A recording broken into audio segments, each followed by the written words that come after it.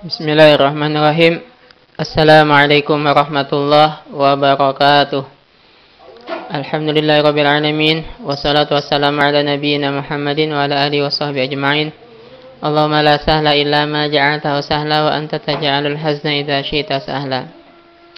Sahabat yang dirahmati Allah, satu hal yang diperintahkan Allah dalam kitabnya dan juga dicontohkan oleh Rasulullah SAW dan para salafus soleh ketika kita membaca Al-Quran adalah kita mentadabburi kandungan Al-Quran sampai bahkan kita seharusnya meneteskan air mata, menangis saat membaca Al-Quran Al-Karim.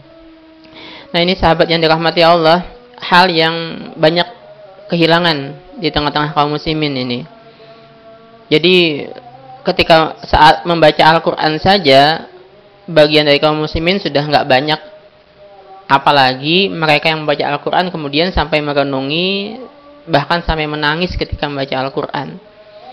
Padahal ayat yang menyuruh kita untuk menangis membaca Al-Quran ini atau menganjurkan kita menangis membaca Al-Quran ini tidak sedikit. Begitu juga Rasulullah SAW dan salafus soleh sering sekali atau banyak sekali kita dengarkan cerita mereka menangis ketika mendengarkan atau membaca Al-Quran.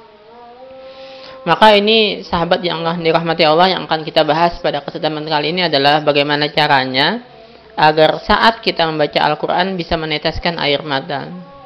Nah, sebelumnya dulu sahabat yang dirahmati Allah, kita akan bahas dulu kenapa kita perlu meneteskan air mata ini. Karena ingat sahabat yang dirahmati Allah, nanti pada hari kiamat kelak salah satu mata yang dijamin Allah aman dari api neraka, aman dari kesengsaraan di hari kiamat kelak adalah mata yang meneteskan air mata karena takut kepada Allah. Ada tiga kan ya? Tiga mata yang akan dijamin oleh Allah. Mata yang bermalam atau berjaga ketika di medan perang. Mata yang tidak pernah diarahkan kepada hal yang Allah haramkan. Dan yang ketiga ini adalah mata yang meneteskan air mata karena takutnya kepada Allah. Nah, ketika kita baca Al-Quran kemudian kita menangis, itu bagian dari ketakutan kita kepada Allah. Begitu juga 7 golongan yang dijamin Rasulullah SAW akan mendapatkan naungan di hari kiamat kelak, yang pada hari itu tidak ada naungan kecuali naungan Allah. Maka salah satu golongan ini adalah orang yang ketika sendirian dia meneteskan air matanya, berzikir meneteskan air matanya karena rasa takutnya kepada Allah. Nah, ini juga tadi ketika kita baca Al-Quran kemudian kita sampai meneteskan air mata kita, itu juga ada bagian dari kita berzikir dan rasa timbul karena rasa takut kita kepada Allah. Maka kalau kita seperti ini akan termasuk dari 7 golongan yang mendapatkan perlindungan, mendapatkan naungan pada hari kiamat kelak di padang mahsyar kelak. Dan begitu juga ayat-ayat Al-Quran yang menceritakan mereka yang mendapatkan ilmu, mereka yang mengikuti para nabi dan rasul, mereka pasti akan meneteskan air matanya ketika membaca atau mendengarkan ayat Allah. Seperti yang Allah firmankan di ayat-ayat terakhir surat Al-Isra, "Innal ladzina utul ilma min qabli idza yutla 'alaihim yakhruna lil azqani sujada wa yaquluna subhana rabbina in kana wa'du rabbina lamaf'ula wa yakhiruna lil azqani yabkuna wa yaziduhum khusyu'a." Sesungguhnya orang-orang yang diberikan ilmu dari sebelumnya, ketika dibacakan kepada mereka ayat-ayat Allah, mereka akan tersungkur sujud dan mereka mengatakan subhana rabbina, maha suci Tuhan kami, in kana wa'du rabbina lamaf'ula, bahwa janji Allah pasti akan terjadi. Wa yakhiruna lil azqani sujada wa yakhiruna azqani yabkuna wa yaziduhum khusyu'a, bahkan mereka tersungkur sujud ketika dibacakan atau mendengarkan ayat Allah sampai mereka menangis terseduh-seduh. Begitu juga yang Allah firmankan dalam surat Maryam ayat 68. Allah mengatakan ulaika alladziina an'ama Allahu 'alaihim minan nabiyyiina min dzurriyyati Adam wa mimman hamalna ma'a Nuh wa min dzurriyyati Ibrahim wa Israil wa mimman hadaina wajtabaina idza tutla 'alaihim ayatur rahmani kharru sujjadan wa bukiya. Mereka adalah orang-orang yang Allah berikan nikmat kepada mereka dari para nabi, dari zuriat Adam dan orang-orang yang Allah bawa beserta Nabi Nuh. Min zuriat Ibrahim wa Israil, dan dari zuriat Ibrahim dan juga zuriatnya Israil, Nabi Yakub. Ketika dibacakan kepada mereka ayat-ayat Allah, Yakhiruna idza yutla alaihim ayatul rahmani. Ketika mereka mendengarkan atau dibacakan Al-Qur'an, mereka akan langsung menangis. Idza tutla alaihim ayatul rahmani kharru sujada. Mereka akan langsung menangis. Maka sahabat yang dirahmati Allah, sepantasnya lah kita belajar atau membiasakan diri kita saat membaca Al-Quran, kita merenungi apa yang kita baca, bahkan kalau bisa sampai meneteskan air mata saat kita membaca Al-Quran ini. Karena kalau kita tidak merenungi kandungan Al-Quran, maka itu tanda hati kita telah ditutup oleh Allah, telah dikunci oleh Allah. Seperti yang Allah firmankan dalam surat Muhammad, afala yatadabbarun Al-Quran am ala qulubin aqfaluha. Apakah mereka tidak mentadabburi, merenungkan isi Al-Quran, atau hati mereka terkunci, tertutup? Jadi kalau kita ingin hati kita terbuka, hati kita penuh dengan cahaya Allah, maka tadabburilah, renungilah kandungan Al-Quran sampai kita meneteskan air mata kita. Nah, insya Allah akan kita bahas tips-tips pada kesempatan kali ini, bagaimana caranya agar kita bisa menangis saat membaca Al-Quran ini. Nggak usah ayat tentang neraka, nggak mesti gitu maksudnya. Bukan nggak mesti ayat tentang neraka. Tapi semua ayat Al-Quran bahkan kita bisa menangis. Ayat-ayat pendek sekalipun, kalau kita tahu caranya, kita akan menangis saat membaca Al-Quran. Kita membaca Al-Kautsar sekalipun, kita membaca An-Nas sekalipun, kita akan menangis membacanya kalau kita tahu caranya. Jangan cuma sekedar kita baca lewat gitu aja, tapi pengaruh dari apa yang kita baca itu sedikit. Karena kalau kita sampai menangis, meneteskan air mata kita saat mendengarkan atau membaca Al-Quran, karena pengaruh kandungannya, itu akan luar biasa sekali. Pengaruh Al-Quran itu ke dalam kehidupan kita, sahabat yang dirahmati Allah. Dan ketika kita menangis membaca Al-Quran, itu otomatis akan melembutkan hati kita. Akan memberi cahaya penerangan kepada hati kita. Dan semakin sering bahkan hati kita akan bercahaya.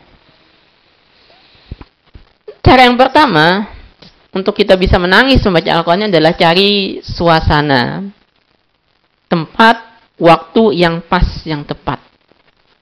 Suasana yang pas, tempat yang pas, waktu yang tepat. Kenapa perlu sekali ini, sahabat yang dirahmati Allah? Karena kalau kita membaca Al-Quran di tengah keramaian, apalagi banyak suara yang mengganggu, maka untuk kita bisa merenungi apa yang kita baca itu perlu usaha. Bisa memang, perlu usaha lebih. Tapi kalau kita membaca Al-Quran di tempat yang sunyi, yang hening, yang senyap, apalagi yang paling bagus itu adalah di sepertiga malam terakhir, saat tidak ada siapa-siapa di situ, saat tidak ada suara yang mengganggu kita, saat tidak ada yang berisik, tidak ada yang lewat, tidak ada penglihatan yang mengganggu kita. Maka itu saat yang paling enak, saat yang paling tepat kalau kita ingin merenungi, ingin meresapi kandungan Al-Quran sampai meneteskan air mata kita. Karena yang kita lihat juga seperti itu. Dari Rasulullah SAW dan sahabat, mereka kebanyakan meneteskan atau bahkan sampai mengucurkan air matanya adalah ketika membaca Al-Quran dalam sholat malamnya atau di tengah malamnya. Mereka membacanya dengan penuh peresapan di situ. Cari suasana yang tepat kalau kita ingin bisa merenungi sampai meneteskan air mata kita saat membaca Al-Quran. Dan yang paling enak sepertiga malam terakhir. Kalaupun tidak, ba'da subuh juga lumayan insyaAllah. Cari tempat yang enak. Bisa di masjid kah kita? Di kamar juga nggak apa-apa. Tapi yang memang sunyi, senyap, hening. Yang memang bisa membantu kita untuk merenungi apa yang kita baca. Suasananya perlu, pengkondisian suasana perlu, dan juga waktunya juga perlu.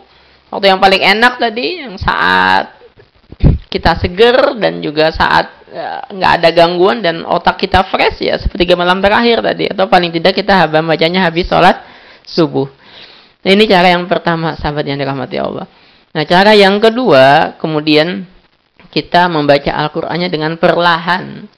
Membaca Al-Qur'annya dengan perlahan. Tartil kalau bahasa Al-Qur'an kan ya. Warattilil Qur'ana tartila, dan baca Al-Quran dengan tartil, dengan perlahan. Karena kalau kita membacanya dengan cepat, nggak akan sempat kita merenungi apa yang kita baca. Pasti itu. Kalau kita ingin merenungi, misalnya kita membaca An-Nas saja nih. Kita pengen merenungi kandungan An-Nas, maka baca dengan perlahan.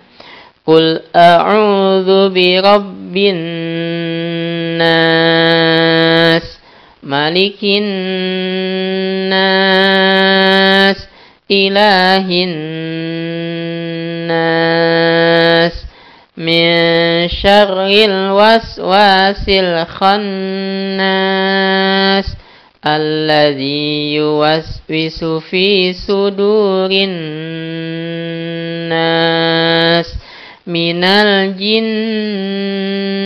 wan nas. Baca dengan perlahan. Kalau kita baca surat An-Nas tadi cepat-cepat, qul a'udzu birabbin nas, malikin nas, ilahin nas, min syarril waswasil khannas, mana mungkin kita bisa merenungi apa yang kita baca tadi? Tidak akan mungkin. Maka baca dengan perlahan, perlahan sekali kita membacanya. Hingga terasa kemudian apa yang kita baca itu meresap ke dalam kalbu kita. Ini cara yang kedua, baca dengan perlahan. Nah, cara yang ketiga, mau nggak mau memang kita harus paham terjemah dari apa yang kita baca. Mau nggak mau itu kan ya. Gimana kita bisa menangis, gimana kita bisa meresapi kalau kita nggak paham dengan apa yang kita baca. Al-Fatihah saja sebetulnya. Kalau kita pengen meresapi kandungannya, asal kita paham makna dari Al-Fatihah itu, kita akan merasuk ke dalam Al-Fatihah, atau Al-Fatihah yang bahkan merasuk ke dalam diri kita.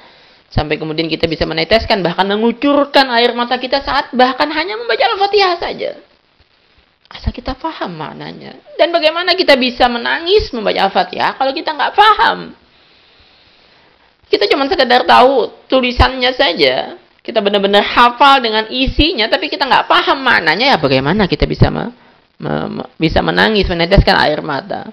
Maka bukan cuma sekedar terjemah, sahabat yang dirahmati Allah, kita butuh sedikit di sini adalah pemahaman.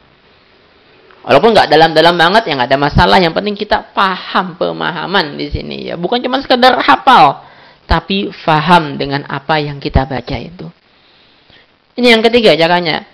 Nah, yang keempat, kita membacanya berjeda. Berjeda. Jadi satu ayat atau satu waqaf itu berjeda kita membacanya. Ini bentuk dari yang pertama tadi, memang saat membacanya kita nggak cepat atau lambat kita membacanya. Nah, juga dibantu lagi dengan pergantian waqaf atau pergantian ayat, kita membacanya dengan berjeda. Misalnya nih kita membaca Al-Fatihah nih ya.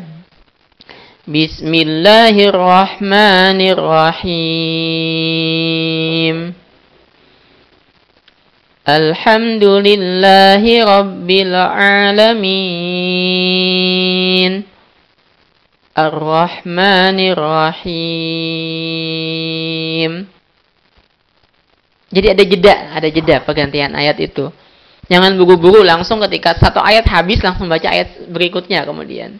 Kenapa butuh berjeda ini? Nah, selain kita saat membaca ayat itu kita memaknai ayat itu, maka saat berjeda itulah saat kita bisa lebih masuk lagi ke dalam ayat itu. Misalnya kita membaca tadi Alhamdulillahi rabbil alamin. Ya Allah, hanya Engkau yang pantas dipuji ya Allah. Tidak ada yang pantas dipuji dari diriku ya Allah. Dan hanya Engkau yang pantas dipuji, karena memang semuanya Engkaulah yang menggenggam, Engkaulah yang menguasai, Engkaulah yang mengatur ya Allah. Jadi ada saatnya untuk kita bisa mengatakan seperti itu di dalam hati kita dengan berjeda itu. Kalau kita membacanya terlalu cepat, maka nggak bisa kita tadi itu memaknai lebih dalam lagi dari apa yang kita baca. Demikian dulu sahabat yang dirahmati Allah, 4 tips dulu di kesempatan kali ini. Insya Allah kita lanjutkan di kesempatan berikutnya.